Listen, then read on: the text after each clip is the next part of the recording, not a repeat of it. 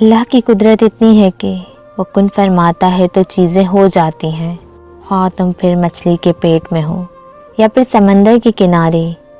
جب وہ تمہاری بھلائی کا ارادہ کرتا ہے تو وہ تمہارے خلاف چلی چالوں کے ذریعے ہی تمہیں عزت بخش دیتا ہے۔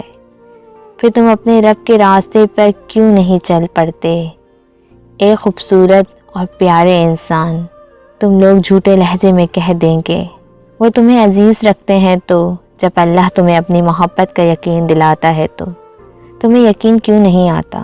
مشکل وقت میں جب لوگ تمہیں کہتے ہیں کہ وہ تمہارے ساتھ ہیں اور تمہاری مدد کریں گے، تو تم مکمل بھروسہ کر کے بے فکر ہو جاتے ہو۔ تو جب اللہ کہتا ہے کہ اے انسان میں نے مشکل دی ہے تو آسانی بھی میں ہی دوں گا، تو تمہیں یقین کیوں نہیں آتا؟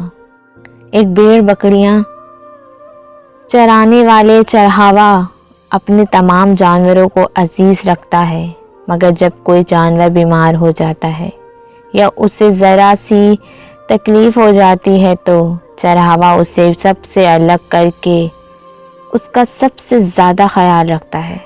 تمام دنوں میں دیکھیں یا نہ دیکھیں مگر بیماری میں بار بار آ کر دیکھتا ہے۔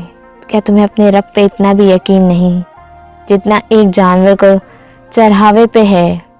کیونکہ دکھ بھی تو بیماری ہے، مایوسی بھی تو بیماری ہے، اور بیماریاں تو ہمیشہ بندے کو رب کے قریب کر دیتی ہیں۔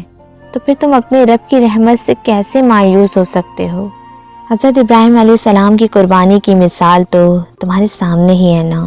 سوچو، آخر عمر کا لاڈلا اور فرما بردار بیٹا، اللہ نے کہا کہ اسے میری راہ میں قربان کر دو۔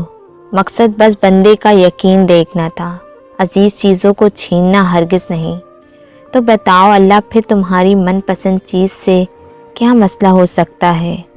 تم بھی اللہ کی راہ میں سب سے من پسند چیز قربان کر کے مسکرا دو اور کہہ دو کہ اللہ میں راضی۔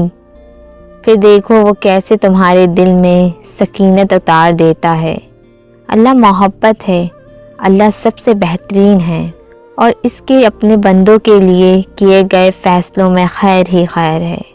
یہ بات جتنی جلد سمجھ آ جائے اتنا ہی دل پر سکون ہو جاتا ہے۔ سبحان اللہ۔